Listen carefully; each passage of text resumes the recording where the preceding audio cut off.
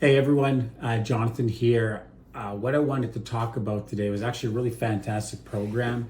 It's called the Registered Disability Savings Plan, or RDSP. And really, it could be a massive game changer for those who qualify. And that's kind of where I wanted to start off with, is really who qualifies for the RDSP, because it isn't available to everybody. It is for specific individuals.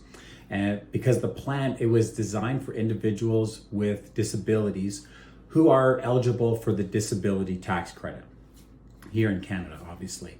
So the idea is, if you have a long-term disability and you qualify for the disability tax credit, you're really likely to qualify for an RDSP. Now, there is a lot of I don't know, not necessarily gray area, but it's not really cut and dry, exactly black and white, what a disability is, what a disability isn't. They look at different things. And so it's definitely something that you want to talk to your doctor about and really let them know, hey, what's kind of like the worst day, what that's like, and, kind of go from there and get their help filling out the documentation, which I'll talk about in a second, and get their help. Because the eligibility criteria for the disability tax credit, or the DTC, really it's based on the effects of a person's disability rather than a specific disability in itself. So to qualify for the disability tax credit, someone has to have must have a severe and prolonged impairment of physical, mental functions that really restrict their ability to perform one or more of the basic activities of daily living. Even if they're using therapy or medication or devices. So a couple examples, a couple ideas, because again, sometimes, what we think a disability is, it's broad. I'd encourage you to talk to the doctor if you are dealing with a couple of these things. Talk to your doctor, have a conversation if you aren't aware of this, because there's some things that I learned through the process over the last couple of years of really getting to know this program and the massive benefits that it provides. So one is, they look at mobility impairments. So maybe it's difficulty walking or using a wheelchair. Another piece they look at is visual impairments, maybe blindness or low vision.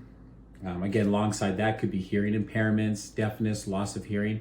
And again, these are all individual things. You don't, by no means you have to have all of them. It's really, they look at one of these. And even it's not a guarantee or a sure thing. So it's something that you do have to talk to your doctor about.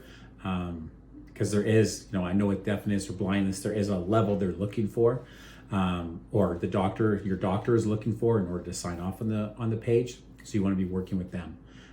Again, it could be cognitive impairments, whether developmental disabilities or intellectual disabilities, mental health disorders, sometimes like, severe depression, anxiety, or even chronic illnesses, diabetes, multiple sclerosis, Crohn's, because they can significantly impact your daily functioning, your daily living. So, I definitely speak with your doctor if you are working with some of those. And really what you're doing is, if you're looking to qualify for the disability tax credit, you want to talk to your medical practitioner, complete the disability tax credit form. It's the T2201 is the form. You can Google that, or CRA website.